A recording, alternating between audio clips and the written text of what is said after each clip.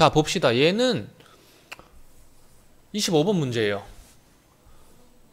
얘도 사실은 그냥 제가 요거 찍기 전에 바로 19번 찍었는데, 얘도 사실은 그냥 대충 나 한번 훑어보고 문제 보고 풀 수 있는 문제인데, 그렇게 하지 말고 이제는 현대시 공부하는 법에 대해서 조금 알아볼게요. 그러니까 공부하는 건 전부 다 똑같이 공부를 하겠지, 해설자를 보면서. 근데 어떤 식으로 현대시를 읽어야 실제 모의고사 그리고 수능에 도움되는 독해력이 생길지, 시도 독해하는 거거든요. 독해력이 어떻게 생길지 한번 볼게요. 자, 보시면은 일단 기본적으로 1안과 2안이 있어요.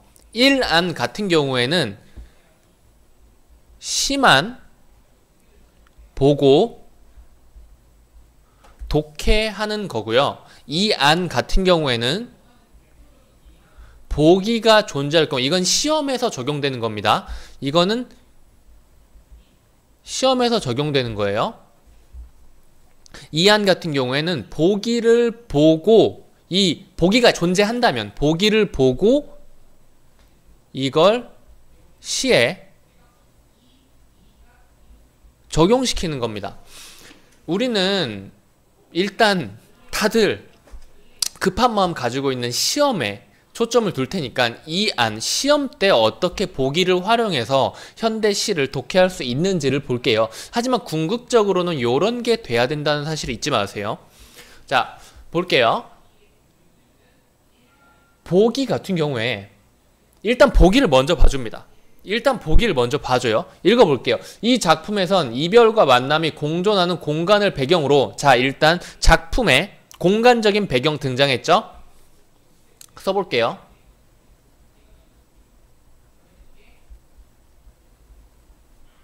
그리고 호련히 떠나고 싶어하는 화자의 모습. 요건 그냥 딱히 안 쓰고 있겠습니다. 기차역의 풍경을 보며 화자가 느낀 그리움의 정서는 계절적 배경과 어우러져 더욱 심화된다. 자연물을 통해 계절의 순환을 환기한 화자는 과거로의 회귀를 소망하지만 결국 그것이 불가능함을 인식하게 된다. 공간적 배가 어디예요? 기차역이죠? 그리고 이 작품의 흐름이랑 주제가 이미 다 주어졌어요. 주제, 흐름 뭐죠? 흐름, 기차역. 떠나고 싶다. 그리고 뭐죠? 기차역의 풍경을 보며, 실제로는 눈으로 쓱 보고 바로 적용하면 되는 겁니다. 기차역의 풍경을 보고 그리움의 정서를 느꼈어요. 그리고 계절적 배경과 어우러져서 그리움의 정서가 심화됐죠. 그리고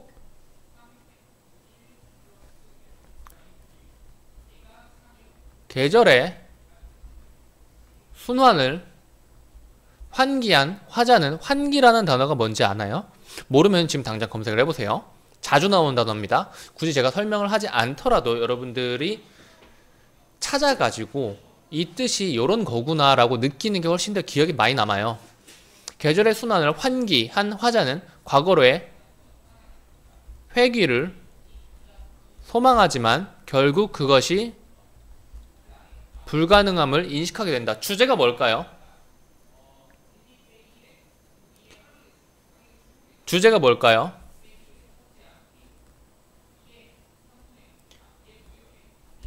어떤 이에 대한 그리움과 그 그리움이 이루어질 수 없다는 인식. 요게 주제가 될 거예요. 볼까요? 자, 처음에 일단 도입을 하죠. 그리우니 그리워 마음 둘 곳 없는 봄날에는 홀로 어디론가 떠나버리자. 떠나기 위해서 간 곳이 바로 어딜까요? 바로 공간적인 배경인,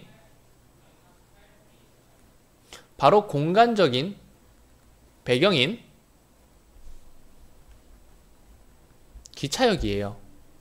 공간적인 배경인 기차역이에요. 그래서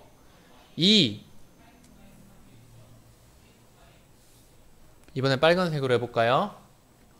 사람들 모습을 보고 있고 사람들의 역구를 빠져나가고 또 들어오고 이별과 만남의 격정으로 눈물 짓는데 이별하고 만나고 격정으로 눈물을 짓는데요, 사람들이.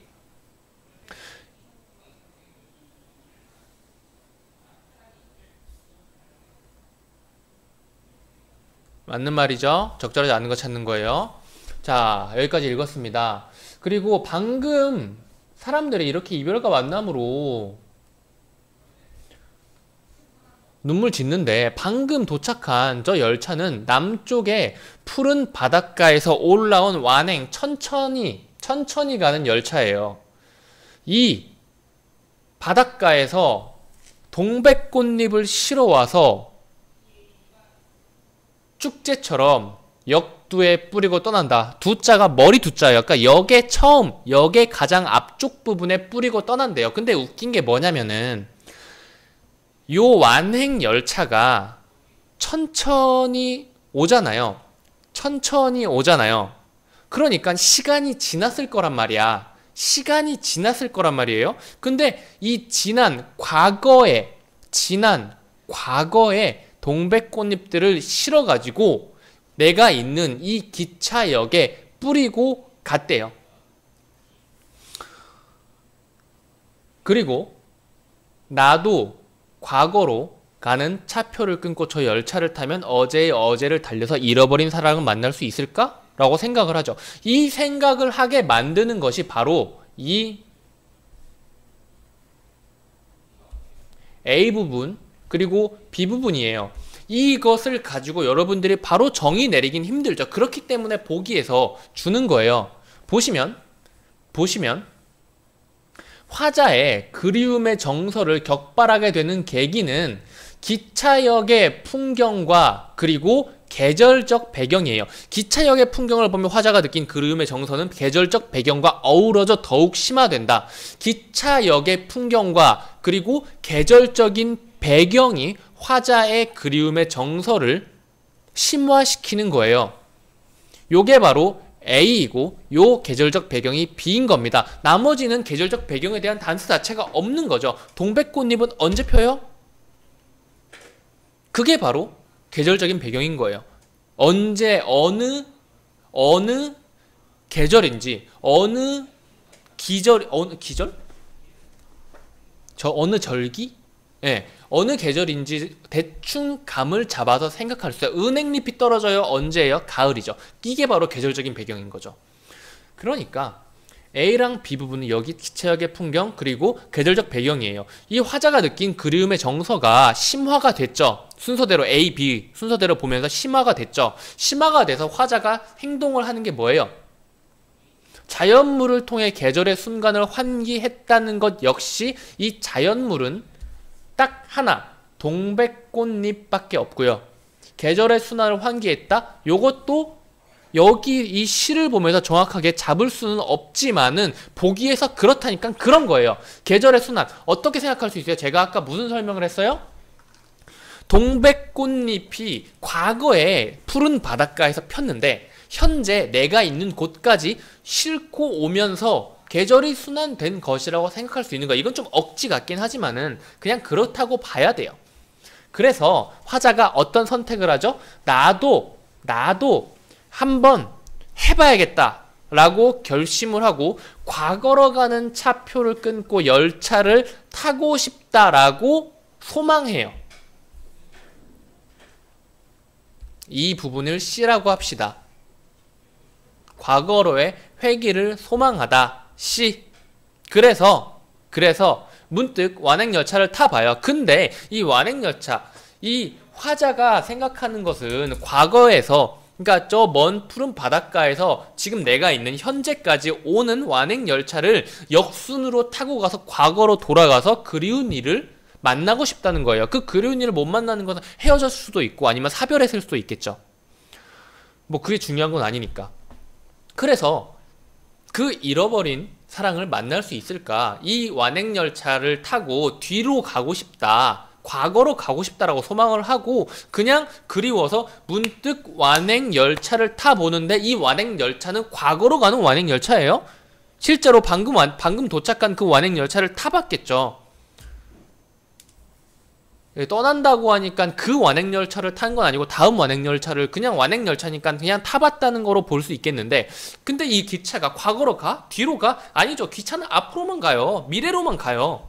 그렇다면은 그 사실을 깨닫고 그것이 불가능하다는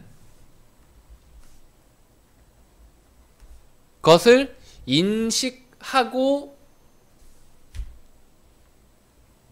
차창에 어리는 봄날의 우수, 이 화자의 봄날의 우수가 무슨 단어죠? 전 정확히 완벽한 정의를 암기하고 살진 않아가지고 우수가 아마 뭐 우수에 젖다, 좀 눈빛 좀 반짝반짝하고 좀 그런 눈알 눈물로 그렁그렁한 그런 게 좀 우수인데 설명이 뭐 이래. 아무튼 간에 그 우수라는 게 빨리 지금 검색을 해봐요. 빨리. 우수라는 게 왜 불가능함을 인식함으로써 나타난 감정인 거예요. 이게 다 독해가 됐죠. 문제를 푸시면 됩니다. 기차역에서 격정적으로 눈물 짓는 사람들과 축제처럼 역두에 뿌려진 동백잎이 어우러져 화자의 그림을 심화하고 있다. 이거 뭐죠? A고 이건 B죠. 둘 다 그림의 정서를 심화시켜주는 A랑 B입니다. 그리고 3번, 푸른 바닷가에서 온 완행을 타기 위해 차표를 끊고 싶어하는 것은 계절의 순환을 깨닫기 위한 화자의 의지를 나타내고 있다가 아니죠. 계절의 순환은 뭐예요? 계절의 순환은 그냥 환기한 거예요. 이미 깨달아 버린 거예요. 자동적으로 깨달은 거라니까요. 그러니까 깨닫기 위한 의지라는 말 자체가 이상한 거예요. 그냥 자연적으로 알게 되었고, 화자가 의지를 가지는 것은 어떤 부분이에요? 과거로의 회귀를 소망하는 것만이 화자가 의지를 가진 겁니다. 과거로의 회귀를 소망한 부분 C가 바로 화자가 의지를 가진 거예요. 그러니까 계절의 순환은 그냥 깨달은 거지 화자가 의지를 가진 부분은 아니라는 거예요. 그래서 답은 3번.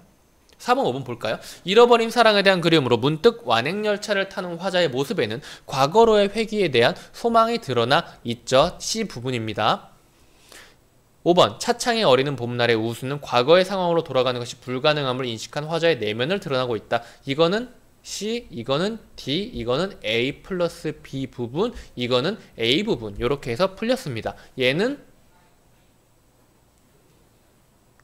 C 부분인데 원래 C 부분의 설명이었어야 했는데 C가 아니라 B로 바꿨기 때문에 틀린 겁니다. 다 풀어봤어요. 여기까지 할게요. 이런 식으로 독해하는 겁니다.